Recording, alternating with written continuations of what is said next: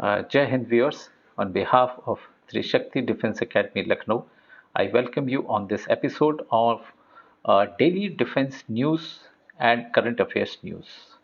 आपका स्वागत है। मैं हूं मेजर जनरल एस के सिंह। तो सबसे पहले आइए देखते हैं इंटरनेशनल खबरें क्या हैं। बड़ी चार प्रमुख खबरें आई हैं इंटरनेशनल की। सबसे पहली खबर है हमारी पड़ोसी देश की, जहां पर 14th president has taken over in Pakistan और उनका नाम है आसिफ अली जरदारी।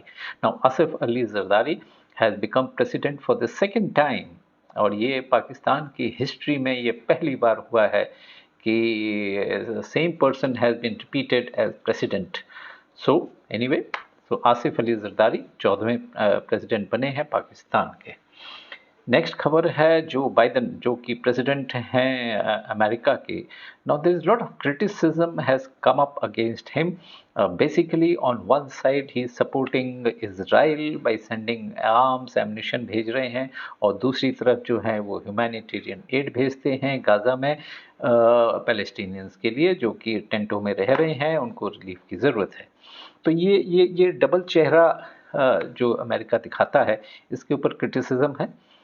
देखिए, इसमें जहाँ तक मेरे विचार हैं कि अमेरिका के पास कोई चॉइस नहीं है, क्योंकि America has to support Israel.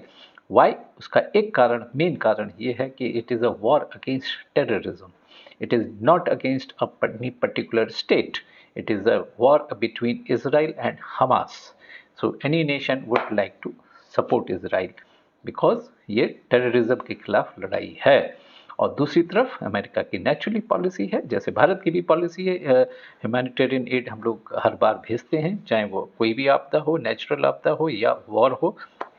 तो उसी के अंतर्गत as per the policy, so they have sent humanitarian aid to Gaza. तो ये डुअल फेस रहेगा। अब क्रिटिसाइज करने वाले क्रिटिसाइज करते हैं, so he is come but lot of under criticism. Next है रशिया यूक्रेन वॉर को लेकर। Now Ukraine has attacked Rostov area. Now Rostov area का मैं थोड़ा सा बतला दूं। Rostov area is on the boundary of Ukraine and Russia. Presently Russia के कंट्रोल में है, एंड वहाँ पर रशिया के ट्रूप्स ऑपरेट कर रहे हैं। तो वहीं पर ही यूक्रेन ने has launch a drone attack, and Russia claims that they have shot down almost 47 Ukraine drones.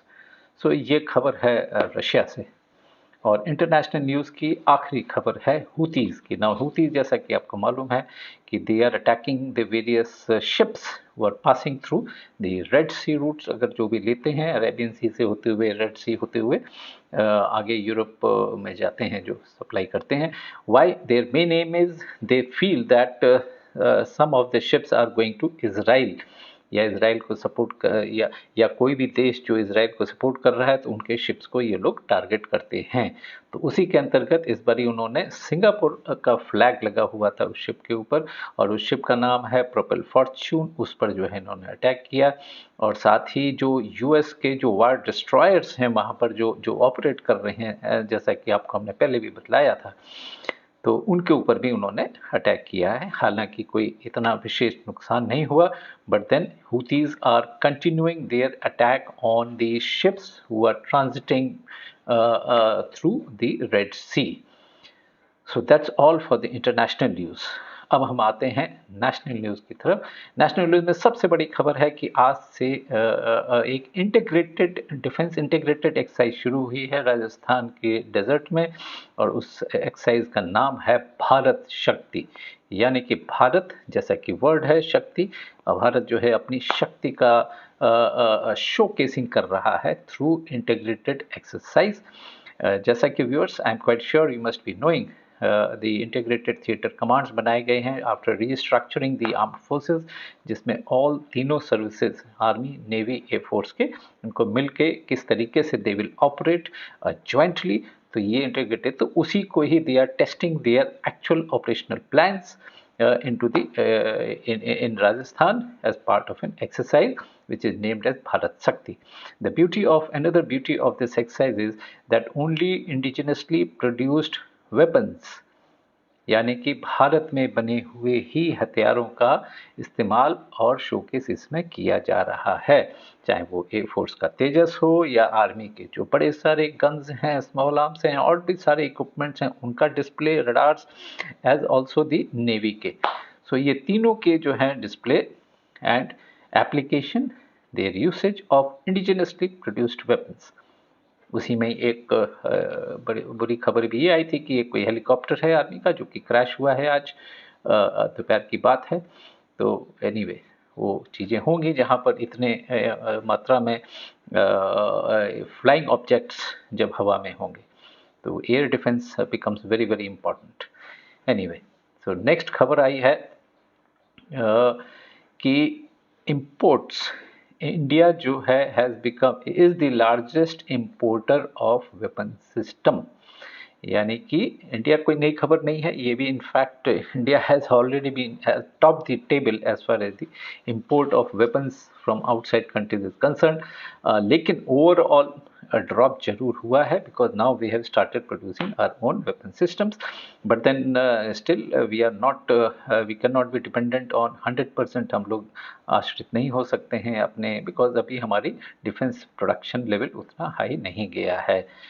तो अगर मैं कंपेयर करूं 2014 से 18 का एक 4 साल का ब्लॉक और 19 से 23 का एक 4 साल का ब्लॉक, तो तकरीबन 4.7% इंक्रीज हुआ है बल्कि आर्म्स के इंपोर्ट में। And which are the next following countries? सबसे हाईएस्ट है इंडिया का, फॉलोड बाय सऊदी अरेबिया, उसके बाद Qatar, Ukraine and followed by Pakistan. अगर ओवरऑल इंपोर्ट्स हम लें तो कहाँ कहाँ से हमने इंपोर्ट किया? देखिए, रशिया से so far we have been importing weapons maximum, तकरीबन 75 to 80% हथियार हमारे रशिया से आते थे, but now it has come down almost by 50%। So overall अगर आप देखें तो 36% ऑफ वेपन्स जो हमने पिछले 4 साल में लिए हैं, that has been purchase from Russia and European countries, France, Germany, इन सब से हमने तकरीबन 55% of weapons we have purchase from European countries. पड़ोसी मुल्क पाकिस्तान की बात करें, वहाँ पर भी almost 43% has been an increase in the arms import by Pakistan. और इन जो भी पाकिस्तान इंपोर्ट कर रहा है वो कहाँ से ले रहा है? चाइना से। Almost 85% of their weapons are coming from China. So India has to fight China and Pakistan. So you can expect the same type of weapon systems on both the fronts. So their dependability, their usability, their reach, and all these things, there is a big doubt against that. So anyway, that's what it is. Japan, I had already told you earlier in the previous videos that defence budget Japan का almost 300% बढ़ा था। तो उसी के अंतर्गत last year they have import has gone up by 155%।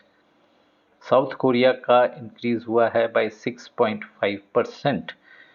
And जहाँ तक China का सवाल है, China has been exporting lot of weapon systems, but overall drop ज़रूर हुआ है उनके एक्सपोर्ट में। चाइना के export has dropped by almost 44%।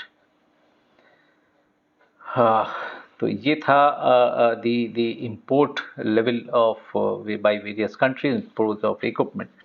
Next अगली खबर हम आते हैं, छोटी सी खबर है। वे China has raised an objection on prime minister's visit to Arunachal Pradesh, where जहां पर उन्होंने सेला टनल का उद्घाटन किया था। जैसा कि हमने आपको पिछले वीडियो में भी बताया था कि सेला टनल दुनिया की सबसे लंबी ट्विन लेन टनल है and it is located at a height of 13,700 feet in Arunachal Pradesh, very close to the Chinese border, hence the objection by them. तो अगली खबर है कि अग्नि 5 मिसाइल सिस्टम। नाउ ये अग्नि 5 बहुत अच्छा दिव्यास्त्र इसको नाम दिया गया है। ये दिव्यास्त्र का काम करेगा। Agni 5 has been tested by the DRDO and the range of this missile is 5000 kilometre. और इसकी खूबी बात यह है कि it is based on the multiple independent targetable re entry vehicle, यानी कि